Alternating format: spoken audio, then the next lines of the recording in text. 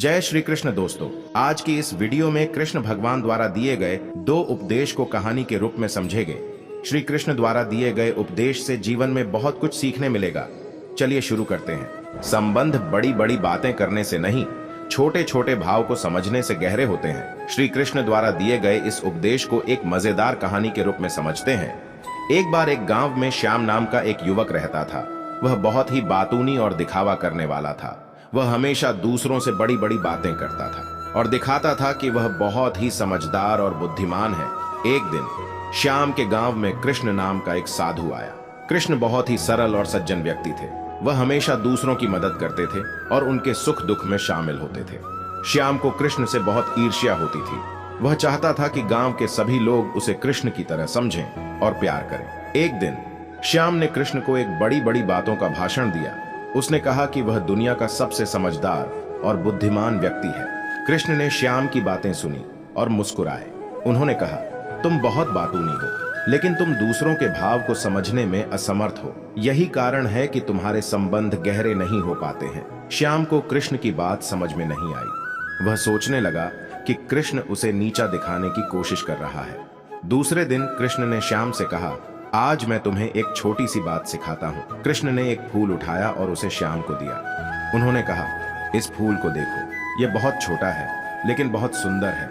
इसके छोटे छोटे पत्ते, पतली पतली पत्तियां और सुंदर रंग इसे बहुत आकर्षक बनाते हैं। श्याम ने फूल को ध्यान से देखा। उसे फूल बहुत ही सुंदर लगा। उसने सोचा कि कृष्ण सही कह रहे हैं। कृष्ण ने कहा, संबंध भी ऐसे ही होते हैं। वे बड़े और महत्वपूर्ण होने की जरूरत नहीं रखते हैं। वे तो छोटे छोटे भावों से बनते हैं। जब तुम दूसरों के छोटे छोटे भावों को समझते हो तो तुम्हारे संबंध गहरे होते जाते हैं। श्याम को कृष्ण की बात समझ में आ गई। वह अपने व्यवहार में बदलाव लाया और दूसरों के छोटे छोटे भावों को समझने की कोशिश करने लगा। धीरे धीरे श्याम के संबंध गहरे होने लगे। लोग उसे बहुत प्यार करने लगे। इस कहानी से हमें यह शिक्षा मिलती है कि संबंध बड़े और महत्वपूर्ण होने की जरूरत नहीं रखते हैं। वे तो छोटे छोटे भावों से बनते हैं। जब हम दूसरों के छोटे छोटे भावों को समझते हैं तो हमारे संबंध गहरे होते जाते हैं। दोस्तों, दूसरी कहानी सुनने से पहले दिल से सब्सक्राइब जरूर करें। शांत दिमाग जीवन में किसी भी चुनौती के लिए अंतिम हथियार है।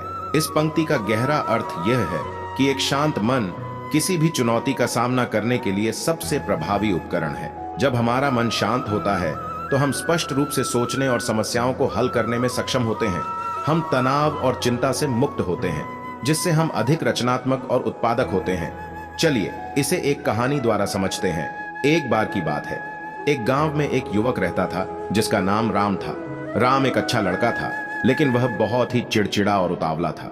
वह किसी भी काम को शांत मन से नहीं कर सकता था। एक दिन राम को एक परीक्षा देनी थी। वह बहुत चिंतित था। उसने रात भर जागकर पढ़ाई की, लेकिन वह शांत नहीं हो पाया। परीक्षा के दिन वह बहुत घबराया हुआ था। वह सवालों को ठीक से समझ नहीं पाया और परीक्षा में बहुत बुरा प्रदर्शन किया। राम अपनी परीक्षा में असफल होने के बाद बहुत दुखी हुआ। वह अपने गुरु कृष्ण के पास गया और अपनी समस्या बताई। कृष्ण ने राम को समझाया कि चिंता और उतावलापन कोई अच्छा गुण नहीं है। यह हमें सही निर्णय लेने से रोकता है। शांत मन ही जीवन में सफल होने की कुंजी है। कृष्ण ने राम को एक मंत्र दिया। उन्होंने कहा कि इस मंत्र का जाप करने से उसे शांत मन मिलेगा। राम ने कृष्ण के मंत्र का जाप करना शुरू किया। कुछ दिनों बाद वह शांत मन से सोचना सीख गया। अगली बार जब राम को परीक्षा देनी थी तो वह बहुत शांत था।